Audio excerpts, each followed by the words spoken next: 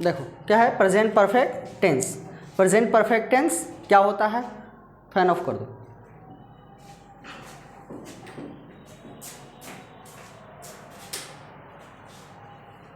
देखो present perfect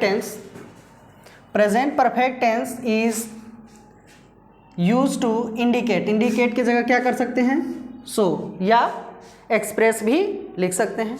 present perfect tense is use to indicate completed action. Action means हम यहाँ work कह सकते हैं, क्या वर्क, यानी completed action in the immediate past. यानी प्रेजेंट परफेक्ट टेंस उस कार्य को दिखाने के लिए यूज़ किया जाता है जो काम जस्ट खत्म हुआ हो, यानी तुरंत खत्म हुआ हो, यानी जस्ट पास्ट, यानी थोड़ी पहले, जस्ट पास्ट में ख़त्म हुआ हो, कुछ समय पहले ख़त्म हुआ हो, उसी को दिखाने के लिए पास्ट परफेक्ट टेंस का यूज़ किया जाता है।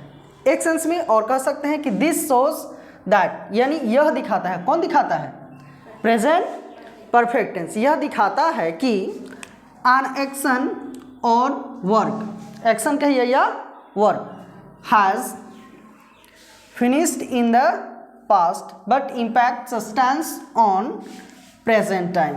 यानी प्रेजेंट परफेक्ट टेंस उस काम को दर्शाने के लिए यूज़ किया जाता है जो पास्ट में ख़त्म हुआ हो लेकिन उसका प्रभाव वर्तमान में दिख रहा हो, यानी प्रभाव जो है वर्तमान में पड़ रहा हो। अब ध्यान दो, यदि इम्पैक्ट क्या कहता है, इम्पैक्ट मीन्स क्या होता है, प्रभाव।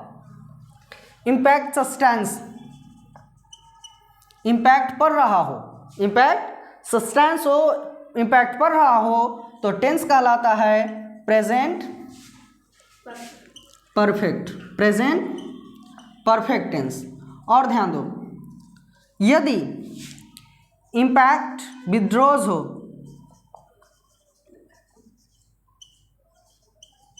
इम्पैक्ट विड्रॉज हो यानी इम्पैक्ट खत्म हो रहा हो, इम्पैक्ट खत्म हो तो टेंस कहलाता है पास्ट इंडेफिनिट। क्या, पास्ट इंडेफिनिट। यानी प्रभाव पड़ रहा हो तो टेंस क्या होगा, यानी ध्यान दो, काम कोई भी वर्क जो है पास्ट में खत्म हुआ हो और उसका प्रभाव जो है वर्तमान में पड़ रहा हो तो टेंस क्या होगा, प्रेजेंट परफेक्ट। और यदि कोई काम पास्ट में ही खत्म होगा, खत्म हो गया मतलब उसका कोई प्रभाव न दिख रहा हो तो टेंस क्या होगा, पास्ट इंडेफिनिट। दोनों क्लियर हुआ, यानी इम्पैक्ट पड़ रहा हो, यानी काम खत्म हुआ हो पास्ट में, उसका इम्पैक्ट वर्तमान में हो तो टेंस होगा प्रेजेंट परफेक्ट। और इम्पैक्ट विड्रॉज हो रहा हो मतलब खत्म हो रहा हो, उसका इम्पैक्ट नहीं दिख रहा हो तो टेंस क्या होगा, पास्ट इंडेफिनिट। जैसे कोई भी गेस्ट या कोई भी आ जाते हैं तो पूछते हैं ना कि खा लीजिए, तो क्या बोलते हैं कि अभी खा करके आए हैं, मतलब वो पास्ट में खाए, खा करके आए पास्ट में, लेकिन प्रभाव अभी भी पड़ रहा है, यानी अभी भूख लगा हुआ नहीं है तो टेंस क्या होगा, प्रेजेंट परफेक्ट। यहाँ लोग याद कर लेते हैं चुका चुकी है या यही है तो कौन सा टेंस, प्रेजेंट परफेक्ट। तो उससे मतलब नहीं, सेंस को समझना है कि यदि कोई भी काम समाप्त हुआ हो पास्ट में, उसका इम्पैक्ट वर्तमान में दिख रहा हो तो टेंस होगा प्रेजेंट परफेक्ट। और इम्पैक्ट खत्म हो रहा हो, उसका इम्पैक्ट खत्म हो रहा हो तो टेंस क्या होगा, पास्ट इंडेफिनिट। इतना समझ में आ गया, वो भी हम लोग पढ़ेंगे। जैसे कोई आते हैं या कह दे कि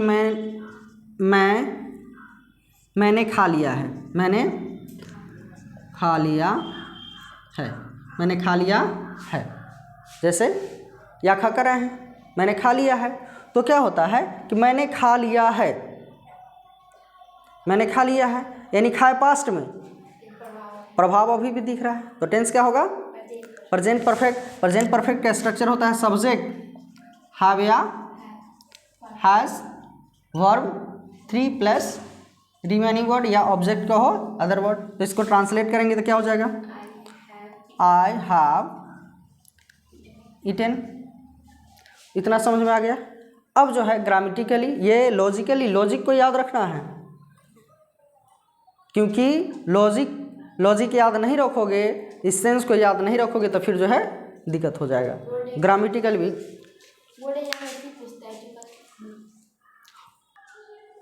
देखो, प्रेजेंट परफेक्ट टेंस, यही ना है अभी हम लोग पढ़ रहे हैं। जैसे पढ़ते हो क्या, जिस हिंदी वाक्य क्रिया के अंत में, यानी देखो इक्वेंटेंस, इक्वेंटेंस मीन्स क्या होता है? पहचान। क्या होता है? पहचान। कैसे पहचानेंगे? तो कुछ हद तक तो मदद करेगा, लेकिन इसके लिए भी क्या करना है? अभी जो मैंने बताया उस सेंस को याद रखना है, उस लॉजिक को याद रखना है। यानी क्या पढ़ते हो? जिस हिंदी वाक्य क्रिया के अंत में, किसके अंत में? क्रिया के अंत में। क्या? चुका, चुकी, चुके प्लस है, हो, हूँ, है, हो, हूँ। या एक और होता है, क्या होता है? क्रिया प्लस या, ये, ई, आ, ए, ई प्लस है, हो, हूँ। तो ये दोनों याद रखना है और लॉजिक को भी याद रखना है। अब इसके लिए स्ट्रक्चर्स क्या है? स्ट्रक्चर देखते हैं, स्ट्रक्चर क्या है।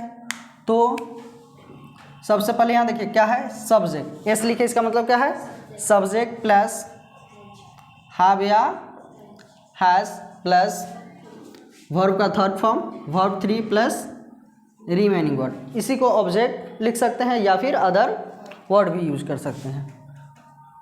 निगेटिव बनाएंगे, क्या हो जाएगा? सब्जेक्ट प्लस हैव या has not plus verb 3 remaining word. Interrogative बनाएंगे तो क्या हो जाएगा? हैव हैज़ पहले आ जाएगा, हैव या has plus subject verb 3 plus remaining word. Interrogative होगा तो क्वेश्चन यहाँ पूछा जाएगा, और क्वेश्चन जैसे ही पूछा जाएगा तो साइन ऑफ इंट्रोगेशन का यूज होगा। इंटेरोगेटिव नेगेटिव के लिए क्या हो जाएगा? हैव या has subject not verb 3 plus remaining word. उसके बाद क्या आ जाएगा? तो डब्ल्यू एच इंटेरोगेटिव, तो डब्ल्यू एच आ जाएगा तो क्या हो जाएगा? आई डब्ल्यू, या इसी को डब्ल्यू एच भी लिखते हैं, क्यू डब्ल्यू भी लिखा जाता है, प्लस हैव या has subject verb 3 plus remaining word. W H interrogative negative तो क्या हो जाएगा? आई डब्ल्यू प्लस हैव या has subject not plus verb 3 remaining word. ये होता है, ये 6 हो गया है ना। एक सेंटेंस को कितने तरीके से बना सकते हैं? 6 तरीके से जो है ट्रांसलेट कर सकते हैं। अब ध्यान रखना है किसके साथ, किस सब्जेक्ट के साथ हैव लगेगा और किसके साथ हैज़ लगेगा। तो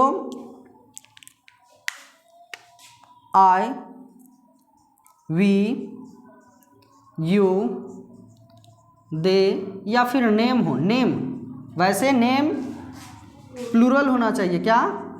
नेम प्लूरल हो तो क्या लगाएंगे? हैव।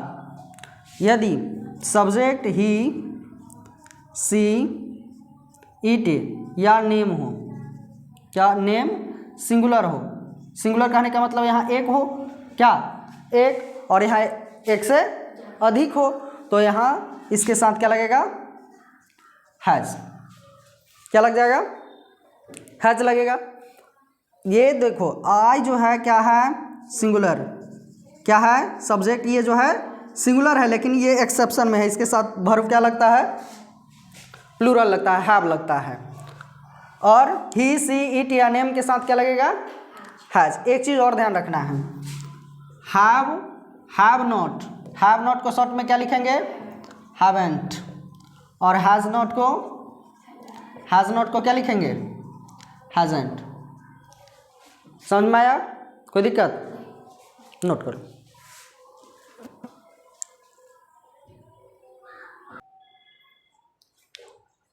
एक चीज़ और ध्यान रखना, यहाँ जो है ever, never, just, already, already, often, ये जो वर्ड्स हैं, ये वर्ड्स जो हैं, इन सभी वर्ड्स का यूज़ वर्ब 3 से पहले होता है। ये जो वर्ड लिखे इसका यूज़ वर्ब 3 से पहले होता है। अब कैसे पहले होता है तो एग्जाम्पल जब बताएंगे तो एग्जाम्पल के साथ। प्रायः, एवर कभी, नेवर कभी नहीं, जस्ट तुरंत, ऑलरेडी पहले ही या पहले से ही। अब जैसे कि यहाँ स्ट्रक्चर जो लिखे हैं ना, क्या लिखे हैं? सब्जेक्ट, हैव या हैज़, हैव या हैज़ प्लस वर्ब 3। तो इस वर्ब 3 से पहले इन सभी वर्ड का यूज होगा। समझ में आया? वर्ब 3 से पहले आ जाएगा, उसके बाद अदर वर्ड यूज होगा। यानी स्ट्रक्चर में, स्ट्रक्चर जब लिखेंगे तो इसके पहले ये सारा वर्ड आ जाएगा। जैसे कहते मैंने आपको कभी देखा है, बता ही देते हैं एग्जाम्पल। मैंने आपको कभी देखा है, मैंने आपको कभी देखा है। ऐसे भी देखो, पहचान क्रिया प्लस या ये ई, तो आ गया ना, देखा आ रहा है ना। उसके बाद है हो हूँ, है हो हूँ, तीनों में से कोई एक तो है आ गया। अब स्ट्रक्चर देख लो, स्ट्रक्चर क्या है? सब्जेक्ट, सब्जेक्ट है ना, सब्जेक्ट इसमें क्या है? मैंने, आई, हैव या हैज़, तो आई के साथ क्या लगेगा? Have, have. अब देखो जैसे ही यहाँ कभी है तो ये पहले आ जाएगा वर्ब 3 से पहले। जैसे आई हैव सीन यू, यहाँ होगा ना आई हैव सीन यू, लेकिन यहाँ क्या है? कभी, तो कभी क्या हो जाएगा यहाँ? Ever, I have ever seen you. समझ में आया? कोई दिक्कत?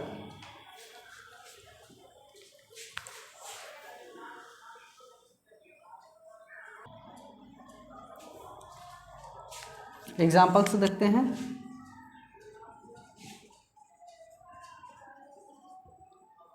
जैसे 6 स्ट्रक्चर बताएं, 6 स्ट्रक्चर बताए ना, यानी एक सेंटेंस का 6 प्रकार से बनाएंगे। जैसे दे दिया जाए, मैंने श्याम को देखा है, मैंने श्याम को देखा है, मैंने श्याम को देखा है। अब ये पॉजिटिव का स्ट्रक्चर से बनेगा, मैंने श्याम को देखा है, यानी क्या? सब्जेक्ट हैव या हैज़, वर्ब का third form plus remaining verb, इससे बनेगा। क्या हो जाएगा? सब्जेक्ट इसमें क्या है? मैंने, तो आई, हैव या हैज़, तो आई के साथ क्या यूज होगा? Have, have. उसके बाद वर्ब 3, तो देखना का क्या होगा? सी, सो, सीन होता है। सी वर्ब 1, सो वर्ब 2 और सीन वर्ब 3, क्या हो गया? सीन। उसके बाद क्या है? रीमेनिंग वर्ड, तो रीमेनिंग वर्ड बचा क्या है? श्याम, तो ये आ जाएगा लास्ट में Shyam. I have seen Shyam. यदि इसी को कह दे कि मैंने श्याम को नहीं देखा है, मैंने श्याम को नहीं देखा है, क्या बनाओगे? निगेटिव स्ट्रक्चर से बन जाएगा I have not seen Shyam, मैंने श्याम को नहीं देखा है। इसके लिए स्ट्रक्चर होगा ना, सब्जेक्ट हैव या हैज़, नॉट, वर्ब का थर्ड फॉर्म, रिमेनिंग वर्ड, ये लिखा चुके हैं। और उसके बाद इंटेरोगेटिव बनाएंगे तो क्या हो जाएगा? क्या मैंने श्याम को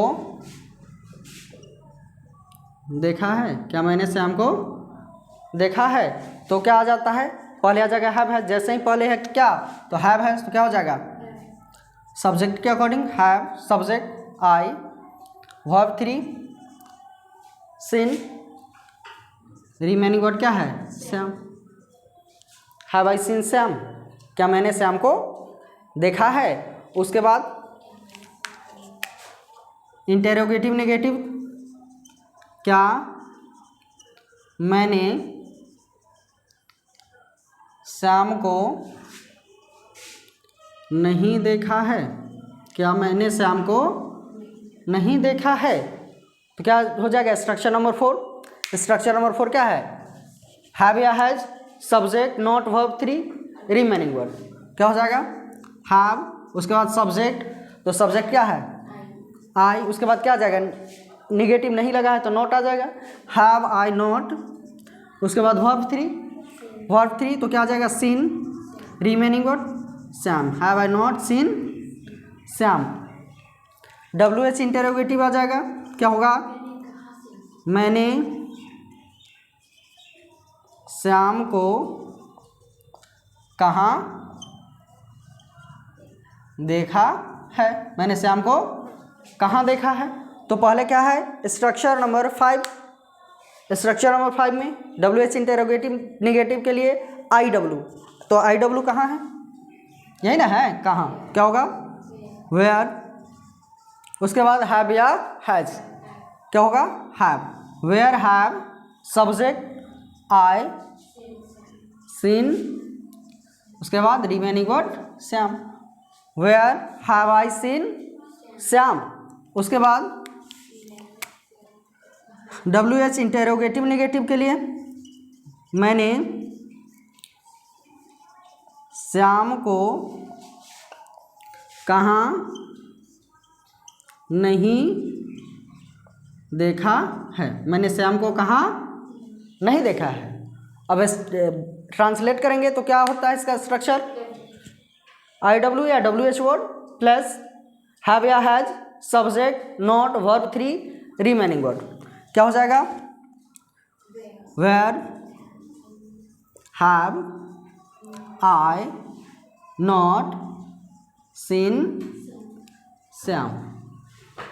और अभी बताए ever, never, just, already, often, इसका यूज़ वर्ब 3 के पहले होता है। जैसे एक अभी मैंने आपको कभी देखा है, यदि कह दे वह तुरंत गया है, वह तुरंत गया है, या आ गया ना है, या यही है हूँ, क्या हो जाएगा ही हैज़। अब गॉन, तो गॉन है तो क्या बताए तुरंत, तुरंत का क्या होता है जस्ट, तो वर्ब 3 से पहले होगा, क्या हो जाएगा ही हैज़ जस्ट गॉन। समझ में आया, कोई दिक्कत।